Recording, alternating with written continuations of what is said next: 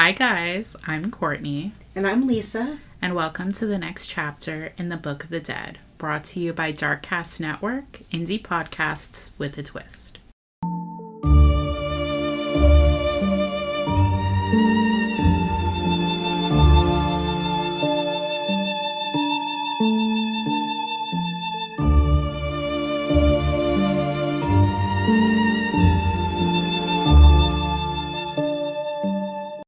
Do you have a story of survival? A parent goes to residential school. They haven't had that family connection. Those traditional values and ceremonies that many of us exposed to are taken. Or have a lost loved one that was involved in human trafficking, exploitation, missing, or murdered? My name is Jasmine Castillo, and I am the host of Hands Off My podcast that brings to the forefront, specifically from Asian American, Native Hawaiian, Pacific Islander, Black Indigenous people of color. Anderson County 911, what's the location of your emergency? Ma'am, what's going on out there? You're saying a baby's missing and nobody... As well as nonprofit organizations. When I was a private investigator 5 years ago, we picked up a case that was Shanice Harris' case. That help and advocate families of lost loved ones with their closure. From sometime from his shift at work to that next day, he was either robbed or apprehended at some point with someone coming into the restaurant. And opening a cold case. So that, to me, was his way out. And it negatively impacted Armando's investigation. Please join me on Thursdays on any podcast platform wherever you listen to your podcasts. We are voiceless no more.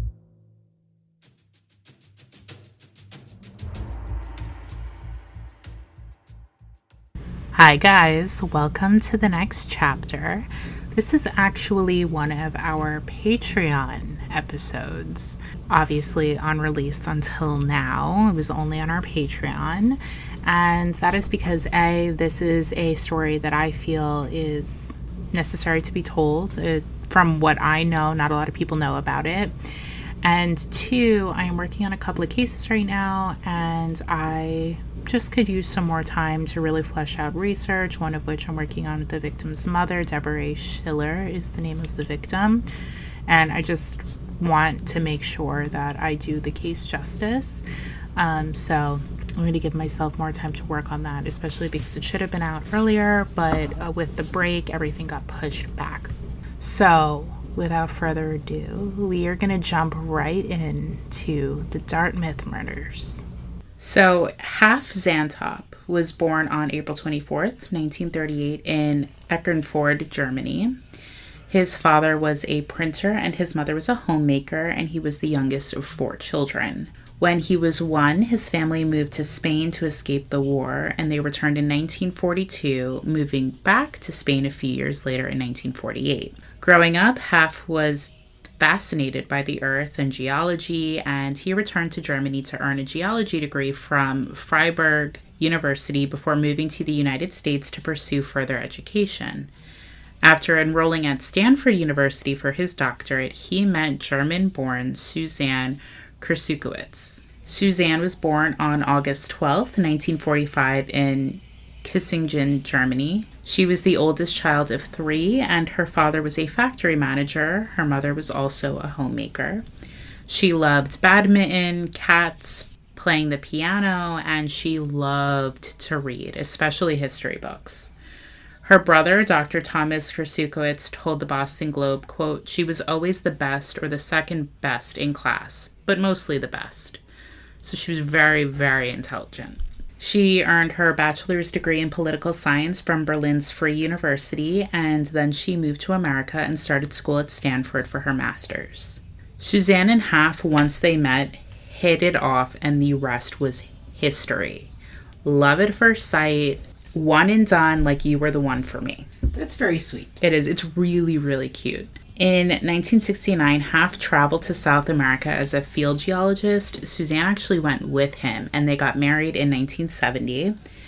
They actually traveled a lot for Half's work, and they had 2 daughters together, Veronica and Mariana. In 1976, after the family moved back to Germany, Half was actually hired as the geology professor for Dartmouth College, bringing the family back to America. Meanwhile, Susanne wrote 6 books, and her 1997 book, Colonial Fantasies, Conquest, Family, and Nation in Pre-Colonial Germany, which was dedicated, quote, to half in more than one sense my better half, received an Outstanding Book Award from the German Studies Association, according to crimelibrary.org. Susanne would go on to become the chair of the German department at Dartmouth, and she would also go on to teach comparative literature. Half and Susanna were well loved by the staff and students at Dartmouth. Colleague Alexis Jetter told the Concord Monitor, quote, together they were just magical people. And Irene Kankades, another colleague, said, quote, they were very dear friends. They were the kind of people who sort of ran an opera house. You could stop over any time with any problem or anything you wanted to celebrate. So they were essentially 2 incredibly successful people. I mean, very well educated, traveled the world together. Susanne wrote a number of books that were very, very well received in that field. Half was a very accomplished geology professor. His students loved him. He took his students to Mexico every year, or to learn about like geology in Mexico, and all of the kids looked forward to that trip every year. Like, everyone loved them. Well, it sounds like they're very caring and giving and loving people. I mean, you know, where their students felt that they could go there at any time, day or night, to talk to them and or to celebrate with them for whatever accomplishment. Their students, their colleagues, anyone was welcome. They had frequent dinner parties for their colleagues to come over and, you know, hang out and have dinner together. Like, they were just one of those, like, I feel like for them it was probably like if anyone asked one of like the Zantops, like, oh, what are you doing this weekend? It was probably, we're having a dinner party, you should come. Probably. Like, it open door policy at their house. That's awesome. According to the New York Daily News, on January 27th, 2001, Half and Susanne were hosting one of their famous dinner parties when one of their friends, Roxana Verona, arrived at the Zantops' home in Etna, New Hampshire at 6:30 p.m. She came upon something that terrified her. The front door was wide open, and when she stepped inside, the bodies of her friends were in the study, covered with blood. Well, I can understand why she was horrified. I'm horrified listening to this. According to Medium.com, Roxana got in her car and drove to the neighbor's house, banging on the door for help. The owner of the home was actually a doctor, and he ran to the Zantops to try and administer first aid while his wife dialed 911. But by the time the doctor arrived, he knew that there was nothing he could do for them. Now, when police arrived, burglary was quickly ruled out as a motive. According to the Daily News, the Zantops' home was filled with all sorts of valuables like antiques and laptops, but the killer touched nothing except for Half's wallet, which was missing. However, the police did manage to find something very important. In the home, they found the sheaths to 2 knives. Now, these sheaths most likely belonged to the murder weapons and were the covers for 2 7-inch blades, and these knives were identified to be SOG Seal 2000 knives, which are used for combat and are known to do a lot of damage. Like, these are not little switchblade knives that you can get at like a hobby store or whatever. These are like tactical level knives. So almost like military grade. Yeah, that's basically what it was. They were military grade knives. In addition, police also found bloody footprints made from a left boot inside and outside of the home, as well as fingerprints. The police also, according to the Washington Post, got a tip from a witness saying he saw a young white male, possibly in his 20s, speed out of the driveway of the Zantops' home. And he was able to, okay, never mind. I'm not going there. I'm going to wait for you to finish. According to Crime Library, initially investigators focused on Roxana as a suspect because she was the one to find the bodies, but they quickly ruled her out. This woman had nothing to do with it. She was just the person unfortunate enough to find the bodies. When news made its way to Dartmouth of Half and Susanna's murders, the whole of the community was rocked by the slaying of 2 beloved members of the staff. Many of their colleagues canceled their classes so that they could properly mourn, and the community as a whole were petrified at the thought that the killer could potentially be one of their own. Because this was a very small town. Things like this did not happen there. Now, I will say that the investigation moved quickly. Hanover, where Hap and Susanna lived, is a tight-knit community that didn't often see crime, as I said, as brutal and senseless as this. So the state and local police were doing everything they could to try and identify the killer or killers. That included working with the manufacturers of the knives to get a list of people who had recently purchased them within the last few months. And they got an interesting hit. They saw that a shipment of 2 knives had been shipped to a Jim Parker in Chelsea, Vermont, which is right across the border from Hanover, a few weeks before the murders. They also learned that Jim Parker is a 16-year-old boy after speaking to Chelsea police. In fact, according to police, Jim was an overall good kid and did very well in school. Did he know them? No. According to Medium, on February 15th, police go knock on Jim Parker's door to interview him, wanting to know what purpose he had for ordering these knives. His parents let in the officers and they have a chat with Jim. He's allegedly very nervous during this conversation and explains to police that he purchased the knives for himself and his friend Robert Tulloch, who was 17, in order to build forts. According to the Washington Post, Jim told police that the knives were too heavy, so they sold them for $120 to someone at a store in Burlington, Vermont. I know you're waiting for me to say something. I have lots of questions. Now, you said there's a 17-year-old and a 16-year-old. Yes. And they're building forts? Like, what kind of forts are they building?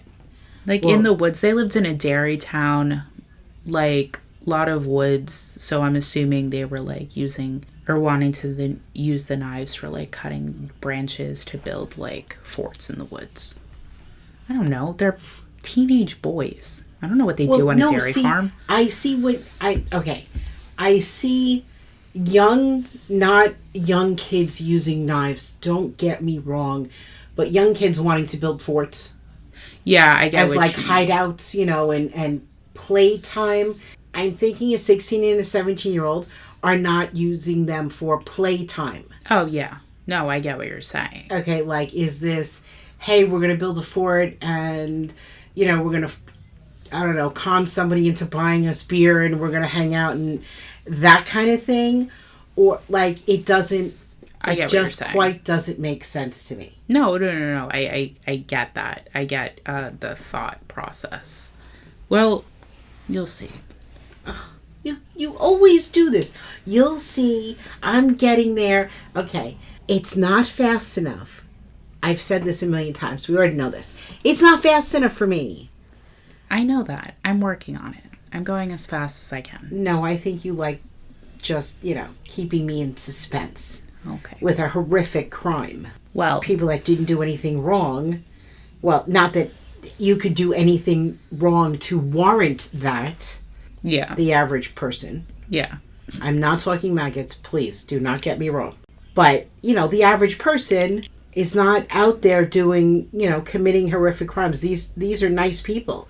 They're welcoming, people into their home and being there and having dinner parties and, like they have a lot of friends. Like this is not somebody that's out, I don't know, selling drugs or committing crimes or anything like that.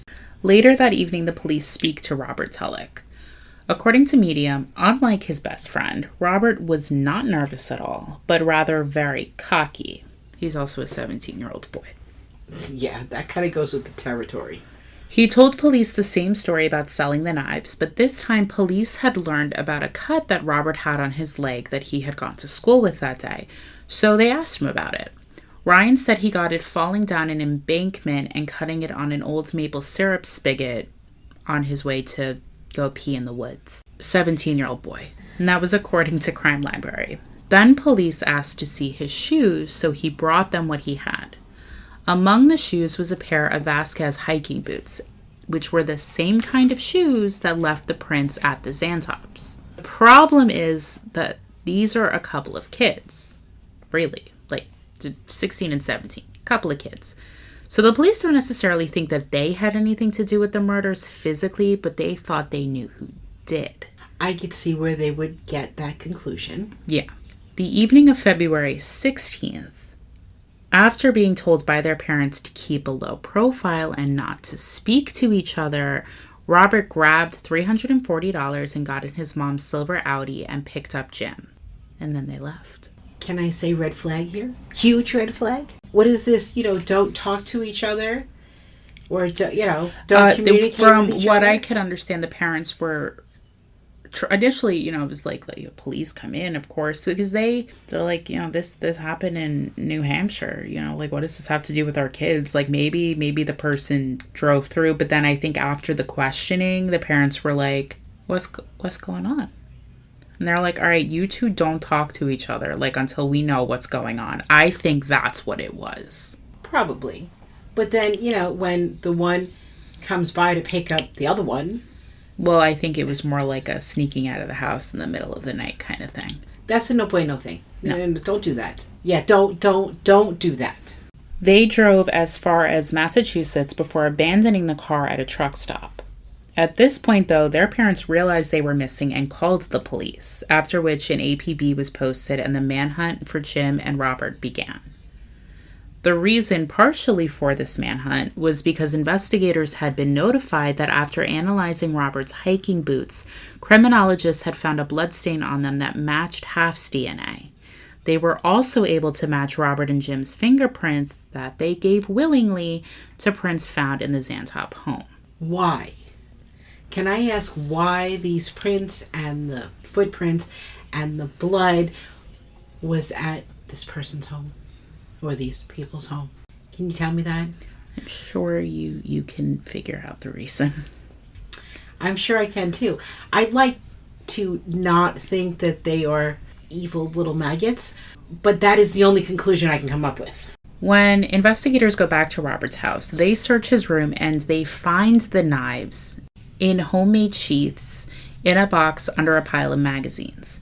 Now, these would later be analyzed and blood found on them would be a match to Susanna.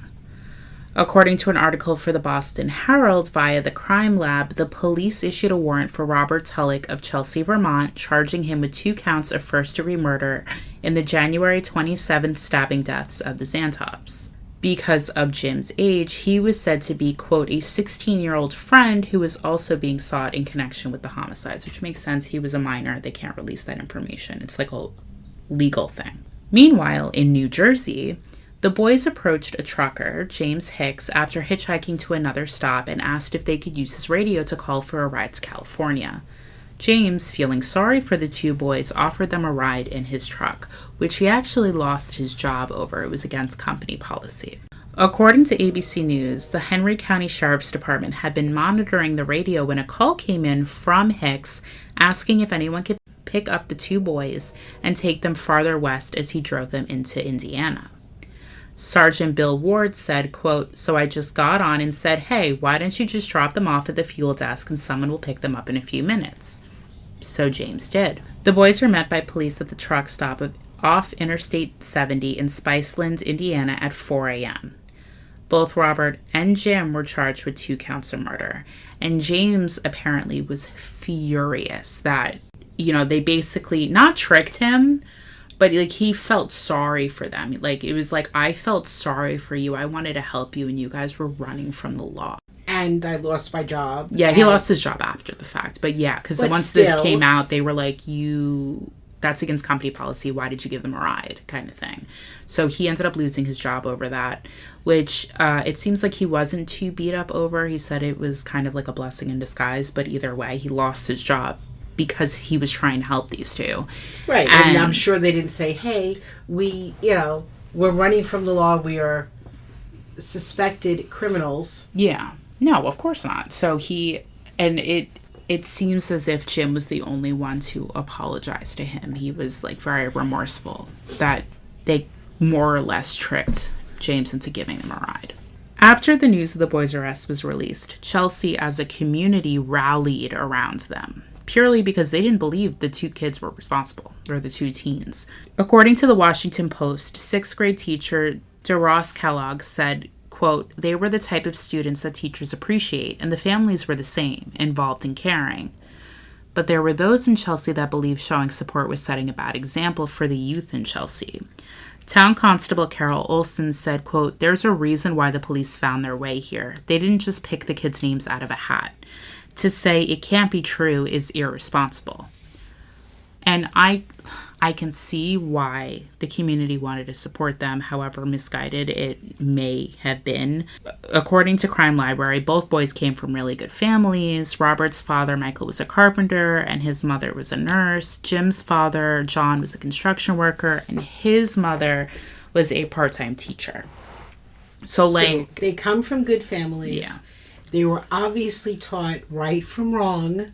Yeah. From the time that little kids are doing things that you may not like, grabbing the cookies or whatever it happens to be. No.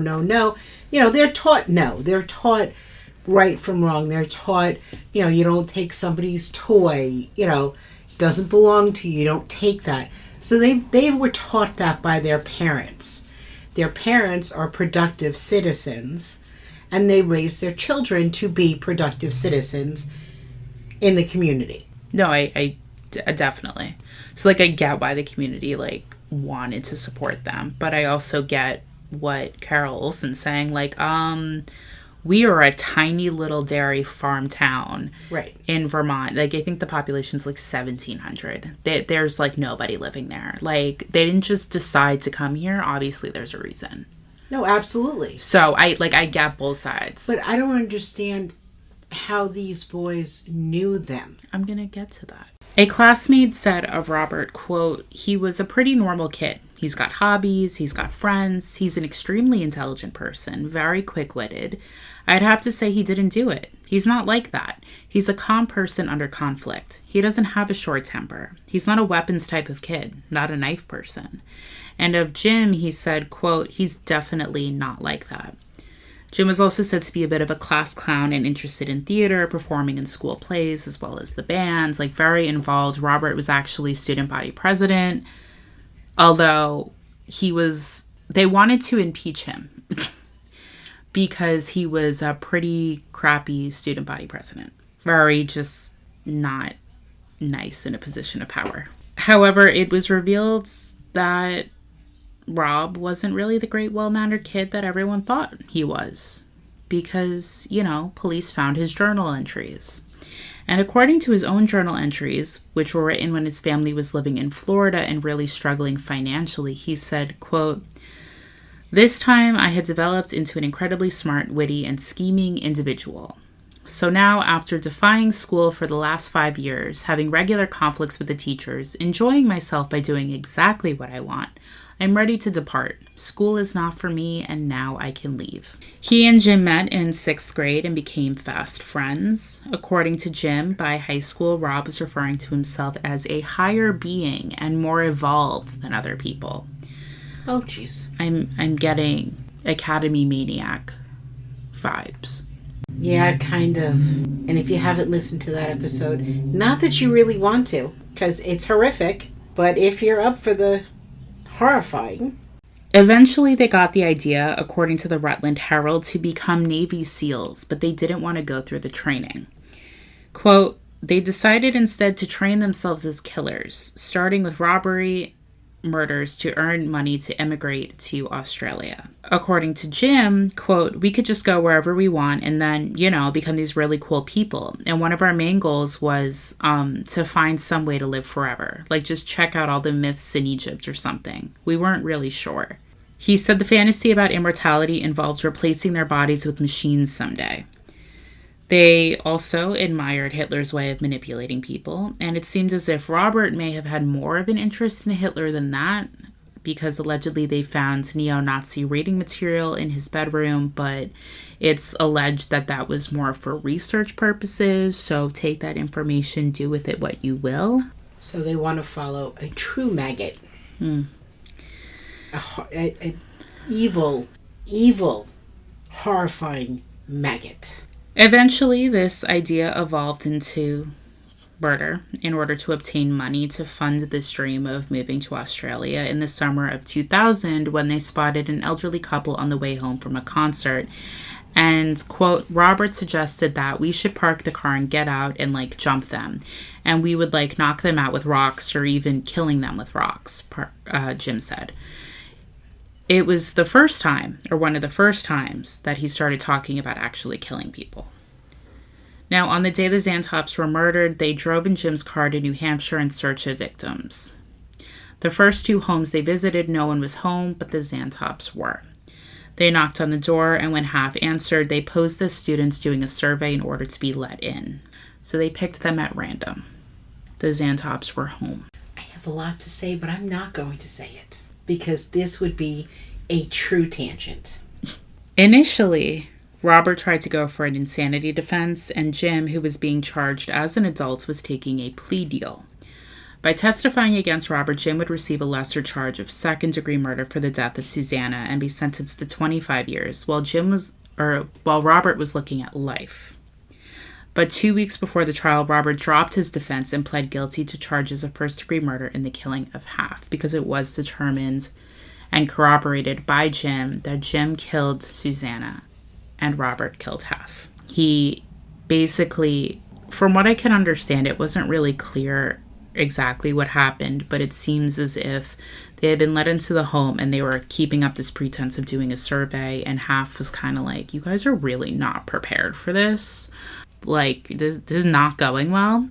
So he was allegedly getting them the number for someone that could potentially help them with the survey. You know, one of his colleagues, and Robert flew off the handle. And then when Susanna came in, because she heard what was happening, he had kind of pushed Jim to take care of her. Please just, let's get to the trial. Let's get to the... Well, there wasn't really a trial because they pled guilty. It's more just a sentencing hearing. Okay, well, all right, sentencing. Just get to the sentencing. Right. At the sentencing hearing, Veronica, the Zantop's oldest daughter, gave an impact statement saying, quote, her father's very generosity and openness had made the crime possible, and that, therefore, the way in which he and her mother died makes their death seem like the greatest violation. She also noted that in German, half's name means helped or to help. It's actually biblical. She said, quote, my father lived up to his name. As she read this statement, Robert refused to look at her, and Jim sobbed. Joan, Robert's mother, wept, and outside the courthouse afterwards, she said of the Zantop's daughters, quote, we hope that over time they will be able to find peace in their hearts and forgiveness. Now, Jim was sentenced to 25 years with the possibility of parole in 2024, and Robert was sentenced to life without the possibility of parole. In 2019, Jim petitioned for early release, citing good behavior. He received his master's degree in prison and took on a leadership role to better the prison community. However, due to objections from the Zantop's family, he withdrew his request. Quote, Jim does not wish to cause the family any more pain than he already has, so he hereby withdraws his motion to suspend, according to his attorney, Kathy Green. Associate Attorney General Jeffrey Strelzin said, quote, what we tried to convey to the defendant was the long-lasting effects of his actions and the reverberations over time that still impact the Zantop daughters and their families today. Obviously, we wish that we weren't in this position, that he never participated in the murder of their parents, but we are appreciative that they will not have to endure this hearing. So he expressed a lot of remorse. You don't see that a lot, especially in the cases that we've covered where the killers express a lot of remorse, and his remorse seems to be genuine. Even at the trial, it seemed to be very genuine. I think he more or less got caught up in this idea of Robert's, this immortality, like Navy SEALs, these cool, badass guys. And he probably did. And realizing what he has done and what he has to live with for the rest of his life, along with the Zantop's daughters, and their families and the communities. But maybe he did realize that his actions caused so much heartache. Yeah, he is eligible for parole. It's possible next year, I believe in May of next year, he is eligible that he could get out. This is one of those times where I don't, because the purpose of prison is rehabilitation. If he is truly remorseful and this was something that he kind of got too far deep in and he is really sorry and they want to give him that chance where the family is like kind of okay with it, like I could see him being released from prison and leading a productive life. Robert will never get out of prison, and he wants to write a book and make a lot of money on this book about the murders, which he can't do anyway because there's a whole law against that, but whatever. Well, he can maybe, spend the rest of his life in solitary confinement, and he can write his book on the walls. Yeah. Robert, not sorry at all. Jim, at least, has shown a ridiculous amount of remorse. Robert, because he's going to spend the rest of his life in prison, I'm thinking justice was served in his case. Mm-hmm. At least that's my opinion. Yeah. No, I agree. So that was the Dartmouth murders. Thank you for taking us on another horrifying, terrible rabbit hole of a case. You're welcome. Thank you so much for listening to this bonus chapter. I hope you learned something new. Again, this is one of our Patreon episodes, so hopefully you guys enjoyed it. I know the audio is probably not perfect. Our audio is a lot better now. I think at one point you can hear a motorcycle going by. Not that there's a lot I can do about that. I think the dogs were barking a little bit towards the end then. But either way, I hope you enjoyed it. I will have a brand new episode for you in 2 weeks. And if you want, check me out on WQEE Radio for the True Crime segment on Thursday. Link will be down to listen in the source notes. And with that, I will see you guys for the next chapter of the Book of the Dead. Bye, guys. Thank you so much for listening to this chapter of the Book of the Dead. As always, check the source notes for resources used in this chapter. And don't forget that you could follow us on Instagram at Book of the Dead Pod, or shoot us an email with a case suggestion at bookofthedeadpod@gmail.com. We just hope that you have a wonderful rest of your week. We will be back next week with another chapter of the Book of the Dead. And always remember to stay curious, stay safe, and stay vigilant. Bye, guys. Bye.